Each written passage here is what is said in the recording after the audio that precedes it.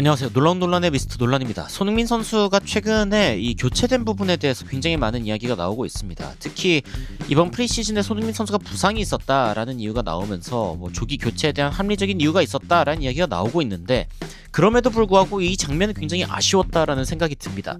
특히 선수와 이 감독 간의 소통 부족이 아주 그대로 드러난 장면이었기 때문인데, 어떤 이야기들이 나오고 있고 그리고 어떤 점들을 좀 살펴볼 만한지 이와 관련된 이야기들 바로 들어가 보시죠. LAFC와 인터마이아미의 경기, 이 경기 막판에 다소 이례적인 장면이 연출됐다라는 이야기가 나옵니다. 어떤 이야기냐면은 후반 43분에 이 도스산토스 감독이 손흥민 선수를 불러들이고 오르타스를 투입했다.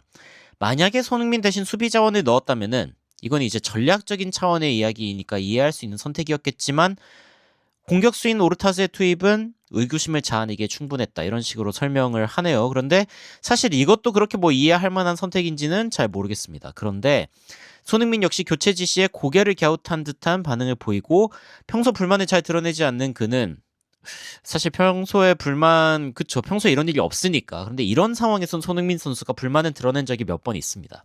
여하튼 교체에 대한 의문을 나타냈다라는 이야기가 나옵니다. 이 상황에 대해서 팬들도 의견이 분분하더라고요. 손흥민 선수가 굳이 그렇게 짜증을 냈어야 했는가라는 의견도 있고, 아니 메시와 손흥민의 맞대결인데, 역사적인 대결인데 손흥민을 굳이 뺐어야 됐나.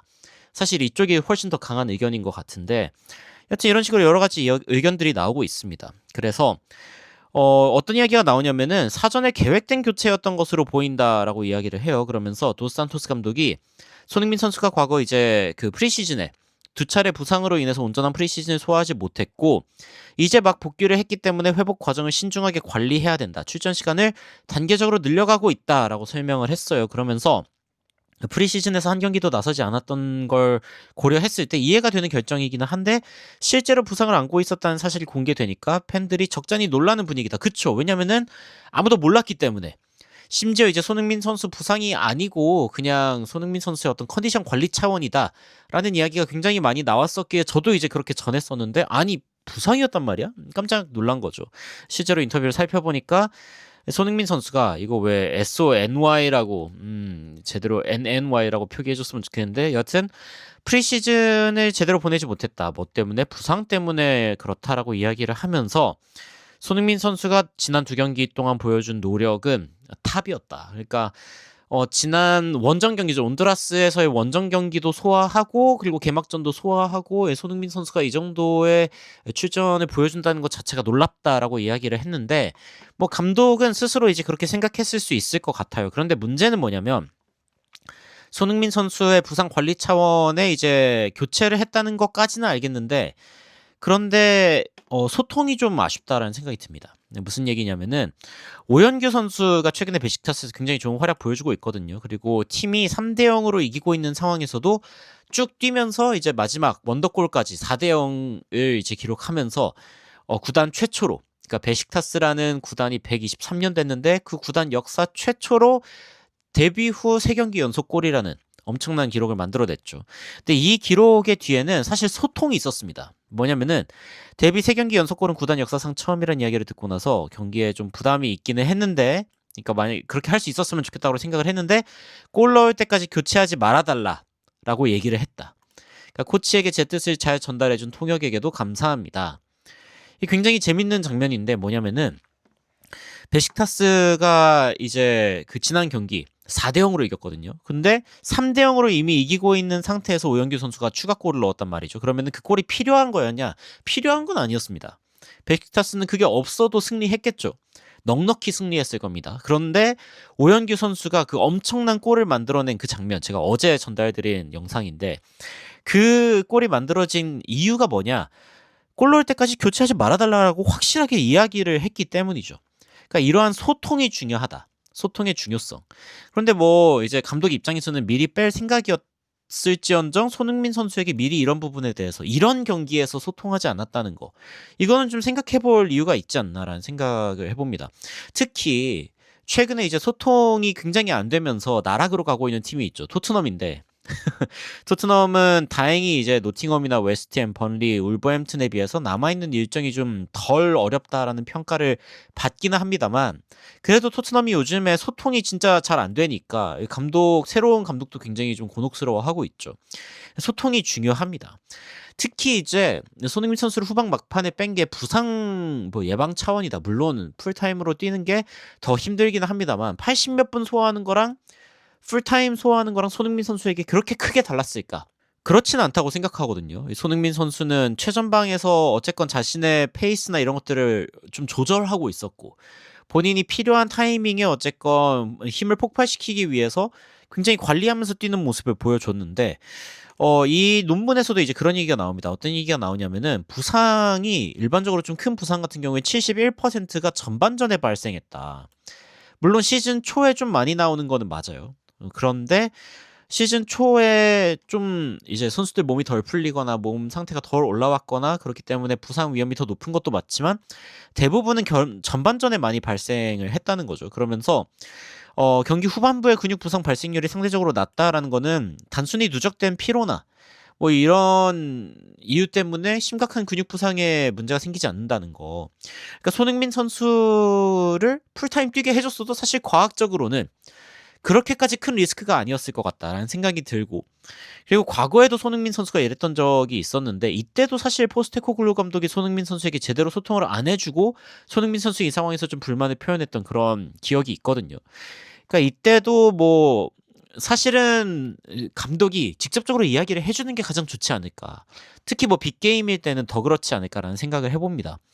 뭐 특정 핵심 선수에게 얼마나 뛴다. 뭐 이거는 이제 그 전술적인 이유 때문일 수 있고 아니면 컨디션 관리가 중요한 경기에서는 언제까지 뛴다라고 해가지고 그 선수가 이제 자신이 스스로 페이스를 조절하게끔 하는 방식도 있고 선수들에게 이제 각자 얼마씩 뛴다라고 교체 계획을 미리 설명하는 사례들도 이제 있다고 하는데 근데 또 감독 입장에서는 또 그럴 수 있어요. 예를 들어서 언제 어떻게 교체할지가 이제 이 흐름에 따라서 달라질 수 있기 때문에 대략적인 계획만 말해두는 경우가 있을 수 있고 아니면은 선수 입장에서도 언제든 더 뛸 수 있다는 마음가짐이 중요하기 때문에 미리 시간을 박아놓으면은 오히려 이제 집중을 좀 더 못할 수 있지 않냐라는 어떤 의견들도 있습니다. 그래서 교체 시점을 손흥민 선수에게 직접 말하지 않았을 수도 있겠죠. 그런데 손흥민 메시의 맞대결에 이 주인공인 상황에서 메시는 풀타임 뛰었는데 손흥민 선수는 아니 심지어 생각해보니까 메시는 부상이었잖아요.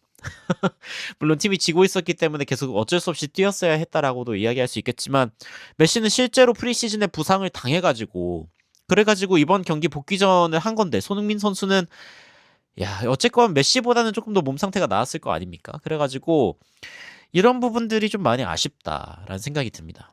소통이 얼마나 중요한지를 이야기할 수 있는 사례는 정말 차고 넘치지만 뭐 이 그림으로 마무리할까 합니다. 그 막시밀리아노 팔콘 선수죠. 인터 마이아미의 수비수인데 이 선수가 경기 중간에 손흥민 선수에게 혹시 유니폼 교환할 수 있냐라는 이야기를 했습니다. 이게 어마무시하게 화제가 됐고 경기 끝나고 이제 손흥민 선수가 나와가지고 선수들이랑 악수하고 막 이야기할 때 이미 이제 그 이 유니폼을 입고 있는 상태가 아니었어요. 보니까 손흥민 선수가 나중에 이제 복도 안으로 들어가가지고 이제 팔콘 선수에게 자신의 유니폼을 전달을 해줬다 합니다. 근데 이 모습 보세요. 이 진정성이 있는 소통의 이 현장.